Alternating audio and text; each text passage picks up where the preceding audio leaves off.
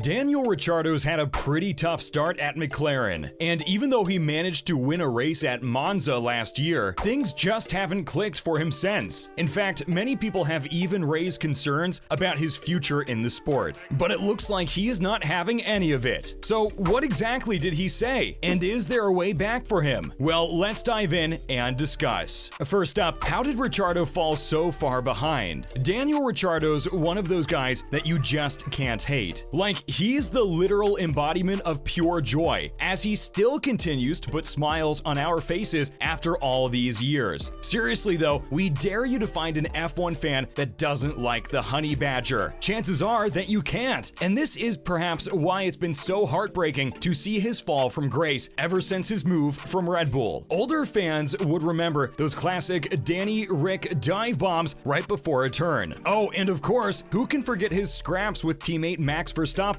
For context, the Aussie was such a good driver that most people believed that he'd go on to win at least one world championship in his career. But as we now know, fate had other plans for him. When Ricciardo decided to leave Red Bull for Renault, many people believed that it was the correct decision because, well, the French team was a constructor and had the funding to turn into one of the top teams. That dream never came true though, as the Honey Badger continued to fight through the midfield for a couple of seasons before finally getting a podium. Even during those days though, he was still outperforming his teammates and putting in some great drives. Sadly, the story of his McLaren tenure's been very different. Last year, when the team had a decent car, Ricciardo always found himself trailing behind his young teammate Lando Norris. And despite winning at Monza, he ended up finishing 45 points adrift of the young Brit. Obviously, people point fingers at all sorts of things, including his career decisions. However, it's pretty unlike a driver of Danny Rick's talent to lose against an inexperienced driver like Lando. So where did Ricciardo's pace vanish? Well, the answer to that question is not very simple, but let's start by looking at the cars he's driven in the past. You see, Ricciardo's always been an incredibly brave driver, whose signature move was literally making a blind lunge into a corner and hoping that your brakes don't give up on you. And the Red Bull that he drove back in the day was extremely good if you knew how to tame it. Like, that car was built for aggressive drivers like Verstappen who believed in their ability to find that extra inch of space on the tarmac. Don't believe us? Well, you can look at how more measured drivers performed in that same car after Ricciardo's departure. For instance, Alex Albon and Pierre Gasly are incredible talents, but we wouldn't exactly call them aggressive, which is why they got demoted after half a season. You get our point here, right? Now, the Australian hasn't had a car that you can push that far since. So to adapt to these bulkier and more grounded cars, he's had to change his driving style. Seriously, just look at the way he's moved around the track over the past few years. You barely ever see that iconic Ricciardo dive bomb now. However, the thing is that he hasn't done a good job of adjusting his style either. Plus, it's hard to completely pivot away from everything you've ever known halfway into your career. Also, it's not like he's getting any younger. In fact, at 32, you could even go as far as to say that the Aussie's heading into the twilight of his career, which honestly doesn't feel great. Now, even the McLaren boss isn't happy with Ricciardo. Obviously, when you're not performing as well as your teammate, everyone's gonna criticize you. And this season, the issues have only doubled for Ricciardo, as he continues to fall behind Lando in the driver's standings. With that said, while getting criticism from the general public and the press is pretty normal, you know it's bad when even your boss starts speaking about your form publicly. And that's exactly what happened when an interviewer asked McLaren boss Zak Brown about the Australian's recent run of form. According to him, Daniel's just not comfortable with the car, and while they're trying to do everything that they can, everyone has to face the reality that he's not met the team's expectations. Brown also went into detail about the 32-year-old's contract situation, saying they've got mechanisms in the deal which would allow them to terminate Ricciardo's tenure before it actually runs out. However, he assured everyone that at this point, the team's not thinking about that, and that it's good to keep the team communication going and make a recovery as soon as possible. Still though, a bit harsh from Zak Brown, no? But Zak Brown did defend his relationship with Daniel. Now, when you make a comment about someone's contract being terminated, you're gonna set social media fans on fire. Like, there's no two ways about it, as the speculation can run really wild among fans. So to mitigate the fire that he'd ignited, Zak Brown had to come out and clarify his earlier comments about the Australian's form and his contract situation. According to him, he's still got an amazing relationship with the 32-year-old. Speaking to F1.com, Brown revealed that the two even had dinner a a couple of weeks ago in London, where they shared some good laughs. So overall, the relationship's never been better between him and his driver. The McLaren boss also defended his previous statement about Ricciardo's performance by saying that he was just asked a question and he gave an honest answer. Next up, Ricciardo responds to recent criticism. As you could imagine, these comments paired with the Australian's poor performances were obviously stirring up a storm on social media and among the press. So after weeks of giving diplomatic answers during interviews, he finally had to come clean and address all the negative comments directly. Speaking to the press, he said that the criticism's been fair, as he's failed to deliver results, but also joked that he doesn't take anything personally because he's got a tanned, beautiful, and thick skin. According to him, all this media talk about his future makes sense because people know that he could do better than a P13 at Monaco. On top of that, the Aussie also reiterated that he hasn't fallen out of love with the sport. In fact, if anything, he's relishing in the increased pressure. Plus, when he finally pulls himself out of the tunnel, the success after struggle will definitely taste a little sweeter. So he's actually looking forward to the challenge. Now, whether he can rise up to the occasion again remains to be seen. Now, the Australian's form isn't entirely his fault. It's pretty easy to pin the blame for all of your team's shortcomings on the driver. However, even though Daniel Ricciardo's been trailing behind his teammate this season, a lot of it has to do with the car he's driving too. You see, last year, McLaren had a decent car that was challenging for the top 3 and easily managed to get P4 at the end. But this year, they're nowhere near that 3rd spot and are actually in a battle for 4th against the likes of Alfa Romeo and Alpine. What's more, they've also failed to score points in multiple races this season, which is a far cry from where they were in 2021. Even though the Aussie's having issues with adapting to the car, it's not like McLaren's doing him any favors either. Like, if that car belongs on P13 at Monaco, then he's gonna finish at that position, right? After all, it'd be naive to expect Ricciardo to pull podiums out of nowhere. Oh, and we've also got to remember that even Lando Norris is having troubles with the papaya orange car this season. So there's a lot of work to be done on that front too. And finally, can Ricciardo make a late comeback? Now let's focus on the big question that everyone's been asking. Has Ricciardo permanently lost his mojo? Or is there still hope for his recovery? Well, one thing's for certain, that he's not getting any younger at 32. So if he's gonna make a comeback, it's gotta be sooner rather than later. But when we take a look at the actual performance, it's a bit tricky to guess, since even he doesn't have any solid reasoning for his dip in form. Also, we've already discussed the car and his driving style. However, one reality that we've perhaps missed is the possibility of a McLaren comeback next year. You see, the team's already said that they're trying to build the car around Daniel, so it wouldn't be a surprise if they come back with a more aggressive car next year. Also, there's a chance of him moving to another team too, as most people on the paddock would accept him with open arms. Oh, and who knows, maybe a Mercedes switch is on the cards too, since it looks like Hamilton might also be on his way out in a few years. With that said, we're afraid that it might just be a bit too late for a move of that sort. So for now, all we can do is hope that the Honey Badger finds his mojo again. That's a wrap for this video. Do you think that Ricciardo's still got a future in F1? Let us know in the comments below. Make sure to give this video a thumbs up and subscribe to our channel for more videos like this. See you in the next one.